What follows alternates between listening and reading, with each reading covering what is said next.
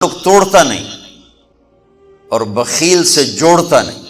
ایک دفعہ شیطان نے ایک بنی اسرائیل کا واقعہ، ایک آدمی سے ملاقات کی تو اس نے کہا شیطان سے ایک راز کی بات تو بتا دے۔ کہنے لگا کیا؟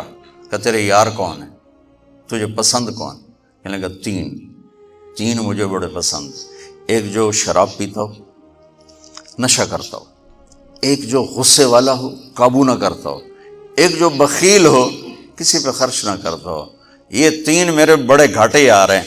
اور اگلی یہ کہ اگر کسی بدبخت میں تینوں کٹھی ہو گئی، غصہ بھی، بخل بھی، شراب بھی، تو پھر وہ پیر ہوتا ہے اور میں مرید ہوتا ہوں، پھر وہ میرے تو بھی بڑا شیطان ہے۔ تو پہلے آپ لوگ ان تاجروں کو سچائی سکھائیں، دیانتداری سکھائیں، سخاوت سکھائیں، اللہ کے لیے قربانی دینا سکھائیں کہ اللہ نے روک دیا، ختم۔ اللہ نے کہا یہ کام نہیں کرنا، ختم۔ سود نہیں کرنا، ختم۔ جھوٹ نہیں بولنا، ختم۔ دھوکہ نہیں دینا، ختم۔ سچائی دیانتداری پہ جمنا ٹھیک ہے، جاتا ہے تو جائے، آتا ہے تو آئے، رزق تو اللہ کے خزانوں میں ہے۔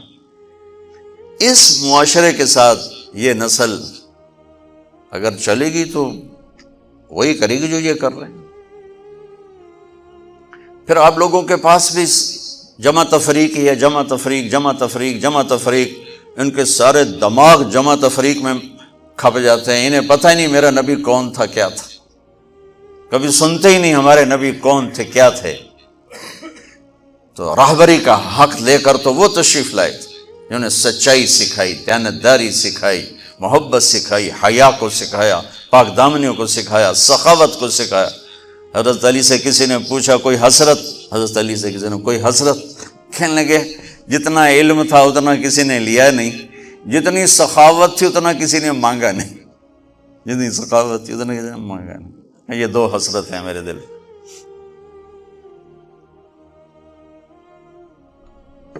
تو اللہ کو سخی پسند ہے، مال خرچ کرنے والا پسند ہے، مالدار ہو۔ اچھا ایک ہوتا ہے بخیل، اللہ کہتا ہے بخیل جہنم کے قریب، اللہ سے دور، لوگوں سے دور، جنت سے دور۔ سخی اللہ کے قریب، جنت کے قریب، لوگوں کے قریب، جہنم سے دور، اللہ کا پیارا۔ جب بنی اسرائیل نے بچھڑے کی پوجا کی تو اللہ نے کہا سب کو قتل کرو، سارے۔ جب سامری پکڑا گیا جس نے شروع کروائی تو اللہ تعالیٰ نے اس سے سفارش کی، اے موسیٰ سامری کو چھوڑ دے۔ کہا یا اللہ سامری کو چھوڑ دوں؟ اسی نے تو بچھڑا بنایا، اسی نے تو یہ شرک کروایا، تو کہتا سامری کو چھوڑ دوں؟ تو پتہ ہے اللہ نے کہا موسیٰ یہ کمبخت سخی ہے اور سخی کو قتل کرنا مجھے اچھا نہیں لگتا، میں نے آپ ہی مار دوں گا، تو اس کو چھوڑ دے۔ اس کا کفر تھا، نفاق تھا، لیکن سخاوت اس کو قتل سے بچا گئی۔ تو مالدار اس اللہ نے زکوٰۃ ادنا درجہ ہے، زکوٰۃ ادنا درجہ ہے سخاوت کا۔ زکوٰۃ دینے سے آدمی بخیلوں سے نکل آتا ہے اور سخیوں میں داخل نہیں ہوتا، بیچ میں آ کے کھڑا ہو جاتا ہے۔ اس پر بخیل کا لیبل بھی نہیں اور اس پر سخی کا لیبل بھی نہیں، درمیان میں آ جاتا ہے۔ ایک دفعہ خسرو پرویز کے دربار میں ایک مچھیرا مچھلی لے کر آیا، اس کو بڑی اچھی لگی، انہوں نے کہا اس کو 4000 درہم دے دو، کہیں یہ 4000 دینار دے دو۔ تو جب وہ اس کو دیے تو اس کی بیوی شیری نے اس کے کان میں کہا اتنی بڑی دولت تو نے مچھلی پر دے دی، یہ تو خزانہ خالی ہو جائے گا، یہ مچھلی واپس کرو اور پیسے اس سے لو۔ تو خسرو پرویز نے کہا میں اتنا بڑا بادشاہ ہوں، مجھے شرم آتی میں اس سے پیسے واپس لوں، میں نہیں لیتا۔ وہ کہنے لگی میں تمہیں طریقہ بتاتی ہوں، تم اس کو بلا کے پوچھو یہ مچھلی نر ہے یا مادہ، وہ کہے گا نر ہے تو تم کہنا ہمیں مادہ چاہیے تھی، واپس لو ہمارے پیسے دو۔ وہ کہے گا یہ مادہ، تم کہنا ہمیں نر چاہیے تھا، پیسے واپس۔ ٹھیک، انہوں کو بلایا، ہاں بھائی یہ مچھلی نر ہے یا مادہ؟ کہ حضور خسرا نہ نر ہے نہ مادہ ہے۔ سوچا 4000 اور دے دو، بیچ کی چیز۔ ہمارے کہا نا زکوٰۃ دینے والا سخی نہیں ہوتا،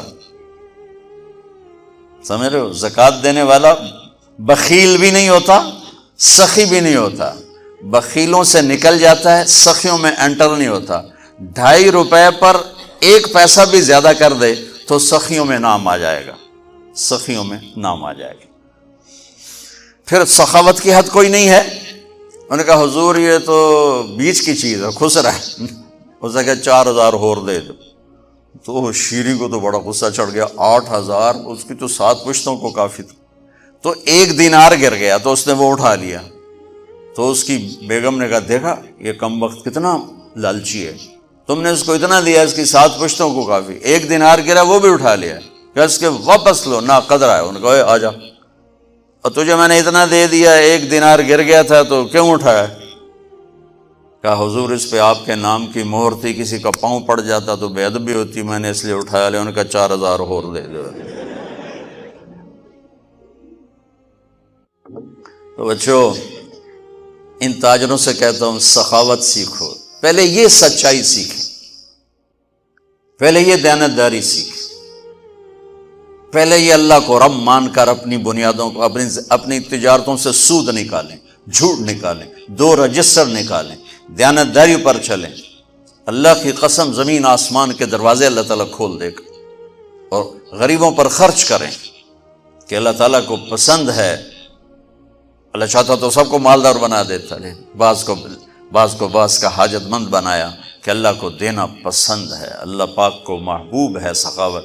ایک صحابی ہے، یا رسول اللہ ضرورت مندوں کو میری مدد فرمائیں۔ تو آپ نے فرمایا ابھی تو میرے پاس ہے نہیں۔ اس نے کہا تو میں لے لیتا ہوں کسی سے، پھر آپ میری جگہ بھر دینا۔ آپ نے کہا ہاں ٹھیک۔ تو حضرت عمر پیچھے سے بولے یا رسول اللہ یہ کیا بات ہوئی، آپ کے پاس ہے آپ خرچ کریں، آپ کے پاس ہے نہیں اور آپ اس طرح لوگ آپ کے نام پہ قرضے اٹھائیں پھر آپ دیتے پھریں، یہ نہیں کرنا چاہیے۔ تو پیچھے سے ایک اور صحابی تھے عبداللہ بن حذیفہ، ان کا یا رسول اللہ انفق ولا تخش من ذی العرش خلالا، یا رسول اللہ خرچ کریں اور عرش والے سے تنگی کا ڈر نہ کریں۔ تو آپ مسکرائے، آپ نے کہا مجھے اللہ نے اسی بات کا حکم دیا ہے کہ میں خرچ کروں اور عرش والے سے تنگی کا ڈر نہ کروں۔ بہرحال بچوں سچ سیکھو، یہ تمہاری، میں درد سے کہتا ہوں کہ ہمارے تعلیمی ادارے نہیں ہیں، کاروباری ادارے ہیں۔ یہ بچوں کو علم نہیں دے رہے، اور تم بھی کوئی طلبہ نہیں ہو، تم بھی ڈگری والے ہو، تو انہوں ڈگری چاہیے یا نوکری چاہیے، بھائی میں تجھے انگوٹھے چھاپو۔ تمہیں علم کا شوق نہیں، انہیں دینے کا شوق نہیں، انہیں بھی کمائی کا شوق ہے اور تمہیں صرف جاب اور ڈگری کا شوق ہے۔ نہ تم میں کوئی علم والا ہے، نہ وہ عشق میں رہیں گرمیاں، نہ وہ حسن میں رہیں شوخیاں، نہ وہ غزنوی میں تڑپ رہی، نہ وہ خم ہے زلف ایاز میں۔ دینے والوں کو دینے کا شوق نہیں، لینے والوں کو لینے کا شوق نہیں۔ علم تو مر مٹ گیا ہے، وہی قوم سر اٹھا کے زندہ رہے گی جن کا علم اپنا ہوگا۔ تمہارا علم تو باہر سے آتا ہے۔ آج تک ڈاکٹر کہتے رہے مکھن نہ کھاؤ، ملائی نہ کھاؤ، گھیو نہ کھاؤ، دل بند ہو جائے گا، کولیسٹرول بڑھ جائے۔ اب میرا بھائی دل کا ڈاکٹر ہے، اب کہتا ہے کھاؤ۔ میں کہوں کہ امریکہ کی رپورٹ آ گئی، تو تمہارا سارا آقا تو ادھر بیٹھا ہوا ہے، وہ کہیں گے یہ چلا تو چل جائے گا، کہیں روک دو تو رک جائے گا۔ بچوں میرا معاشرہ بہت زوال کا شکار ہے، آپ میری نسل ہو، میری اولاد ہو۔ میں بہت تھکا ہوا تھا، مجھے نعیم بھائی نے رات کہا، میں نے کہا ایک تو تیری مجھے بہت ہے عزت احترام کہ میں انکار نہیں کر سکتا، دوسرا یہ میرے اپنی اولاد ہے، اللہ کرے کوئی ایک بھی سچ بولنے والا ہو گیا اور کوئی ایک بھی دیانتداری والا ہو گیا تو چلو میری آخرت، میری قبر ٹھنڈی کرنے کا سبب بن جائے گا۔ جس قوم میں سچ ہوتا ہے انہیں کوئی ڈبو نہیں سکتا، جس قوم میں دیانتداری ہوتی ہے انہیں زوال نہیں آ سکتا، جس قوم میں انصاف ہوتا ہے ان پہ سورج غروب نہیں ہوتا، جس قوم میں ظلم ہوتا ہے، جھوٹ ہوتا ہے، بددیانتی ہوتی ہے، ان پہ سورج کبھی چڑھا نہیں، انہوں نے عروج کبھی دیکھا نہیں، ذلت و پستی کے سوا کچھ نہیں ان کے پاس۔ چوپڑی روٹی کھا لینا کون سی بڑی بات۔ مجھے ایک میٹرک میں ایک کہانی تھی، میٹرک میں نا انگریزی کی 2 کتابیں، ایک موٹی کتاب تھی ایک چھوٹی کتاب تھی، وہ چھوٹی کتاب میں ایک کہانی مجھے یاد آ گئی۔ ایک شہری کتا جنگل میں جایا کرتا تھا، تو اس کی نا جنگلی کتے سے دوستی ہو گئی۔ تو جنگلی کتا جوڑا ماٹکا جو ہڈیاں نکلی ہوئی ہیں، شہری کتا موٹا تازہ. تو ایک دن وہ جنگلی کتا کہتا ہے یار تو کیا کھاتا ہے؟ انہوں نے کہا میں پراٹھے کھاتا ہوں، انڈے کھاتا ہوں، ڈبل روٹی کھاتا ہوں، دودھ پیتا ہوں، گوشت کھاتا ہوں. ان کہ یار میں تو نام ہی آج سن رہا ہوں، میں نے تو کبھی کچھ کھایا ہی نہیں ہے یار، میں نے بھی لے چل، میں بھی کوئی کھاوا کو، میں بھی موٹا ہوں. انہوں نے کہا آ جا. تو وہ اس کو لے کے چلا.